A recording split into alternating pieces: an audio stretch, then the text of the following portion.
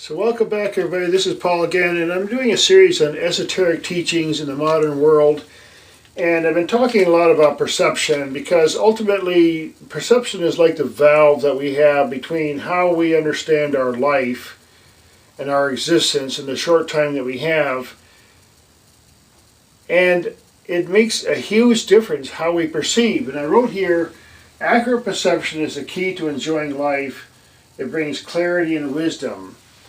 And that's really a huge statement. I really wish that when people were young, when children were young, that our cultures would say to them, look, you have a human frame, you have a human body, you have just an amazing opportunity, because in this life you can experience amazing things with this perception, with this existence that you have. And we have many senses, not just the five senses. We have a tremendous range of perception. And if we don't activate that in our life, then we really are blind. And it's really sad, because if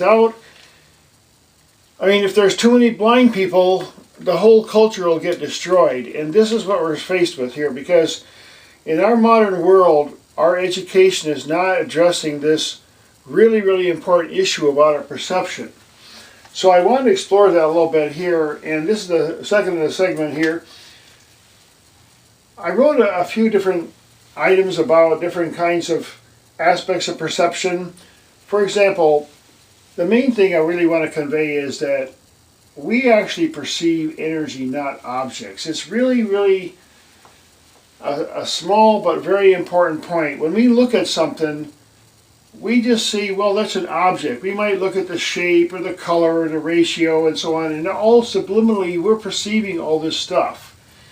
For example, the ratio of shape sizes and the types of shapes, for example. But every single thing that we perceive is really just made of energy, and there's many elements of that. There's many different frequencies. For example, something might have a color frequency. It might be a certain color, but it's extremely subtle gray. Say a laser beam that might be blue or red or something. And there's many different grades of dimensions, you might say, or energy levels within every single object that we see. And we're really perceiving energy. So whenever we look at something, we need to get shifted over into that perception of energy, something subtle. And I said, for example, among our many senses, which we don't really think about very much, let's say pressure. We have a sensitivity to air pressure. The weather changes, whether we're in a plane and it's pressurized, we have a sense of that, but we don't think about it very much. It's not really our physical touch in the normal sense of it. It's not really our smell or anything. We know something, we feel something. And we're actually perceiving the energy pressure differentials, and we can also perceive electrical fields.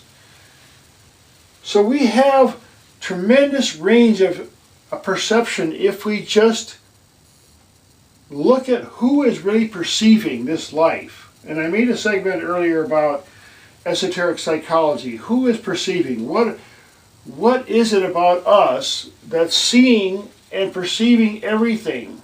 Is it our body, just our body? Is it our mind? Is it our thoughts? Who are we? So our perception depends to some degree, to a large degree, in our body condition, our health, and our purity. There's a substance in the inner eye, a fluid inside our eyeball that's extremely pure in nature, just amazing substance.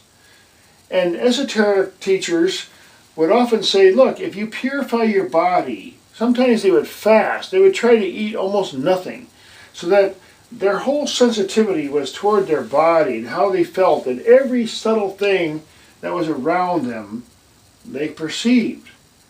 There's higher octaves, you might say, of our physical senses. For sight, there's an inner sight. For hearing, there's an inner hearing. There's taste inside. There's feeling inside. And once we discover that our awareness is non-local, it's not fixed, it's fluid, If you detach yourself from your observations and don't react to what you perceive, if you can train yourself that way, you're going to see some amazing experiences. You know, you're just going to have a totally different awareness of your existence if you realize that you're not actually a body. Let's say, for example, you could say, you know, a lot of people have ridden a horse or a motor scooter or something. Okay, you know while you're riding that you're definitely something different than that machine. You're riding on that machine.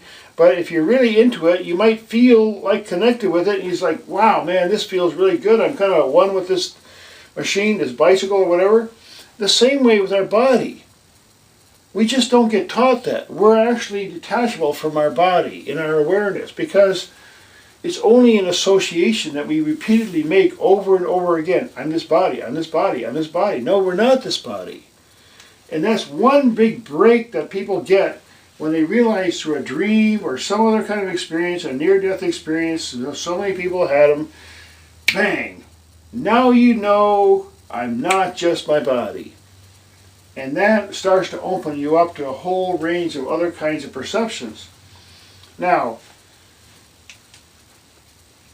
I use this example, for example, let's say you want to thread a needle, and you take the thread and you twist it, and you take all those little loose ends and you twist them together, and you just finally put them through that little thing, and once you get it through the eye of the needle, you can pull that thing. The same way with our attention. Once we get our perception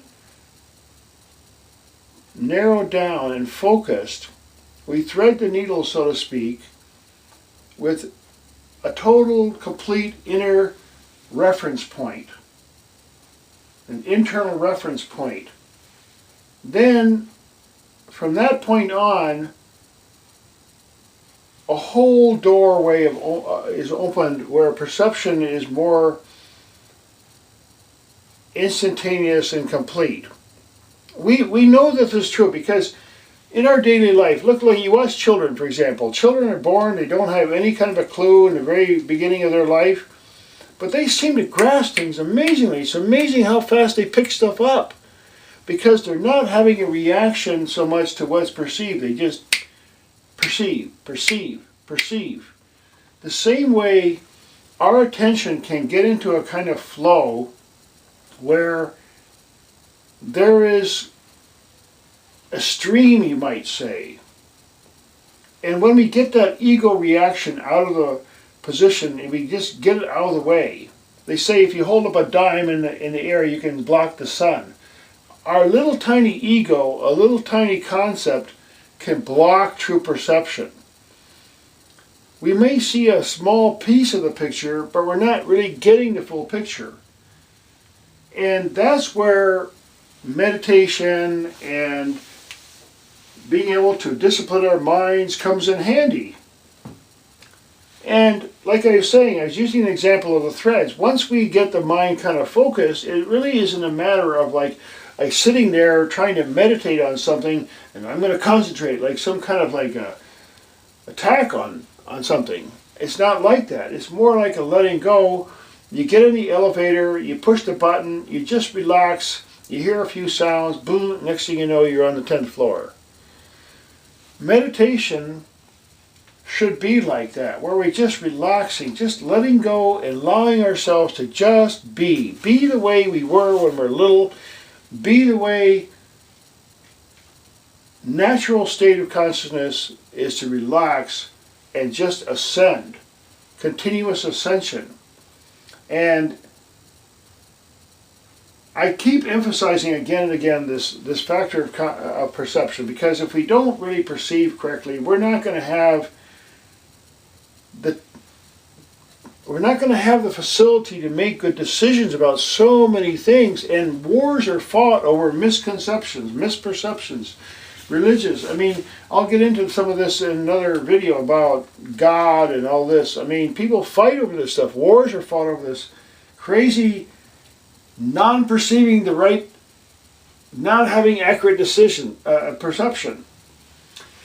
And the one thing to do is just be aware, because like I said, if you just are aware that there's more to your own vehicle that you have, I don't care who you are, You might be a massive skeptic and just completely be criticizing everything I'm saying right now, but I'm telling you, you have within you the ability to understand what I'm talking about and to perceive something subtle. That is the vehicle that you've been given. You're born with it, and if you don't use it, fine, but you have it. And this whole thing is an emphasis on perception simply because if we're going to start looking into esoteric teachings, we're talking about teachings that were given by people who spent their lifetime trying to feel and understand the tremendous subtleties of human consciousness, perception. And we need to listen to those people, in my view, because it'll open up so many doors to understanding in every field, no matter what area of life that you are living in and working in. If you can understand that there's a larger view that you can have continuously expanding because you're a human being, your life is going to change. Your whole realization about why you're alive, what you can do while you're alive, is going to completely change. It's just like saying, look, I got these keys, someone gave me these keys, I thought, looking around, I thought, well, maybe I've got a scooter here. It's a scooter, keys for a scooter, but it's not. You got to be looking in a different parking lot for what your vehicle here. Your vehicle that you have as a human being is just truly extraordinary. And it will make a huge difference in our own civilization if enough people just wake up and realize, look, there's more to the picture here in your existence. And I know, I get going on here a little bit about this kind of stuff, but it's very important in my view, because we are really at a turning point in history, and if people don't perceive better, have more wisdom and clarity, then they're really going to have a really miserable life, and the whole culture is going to be decaying. And a lot of people on this earth right now are trying to help facilitate this expansion. So I appreciate everybody watching, and I watch other people's content, and I'm always learning. And again, thanks for watching. I'll see you in the next video.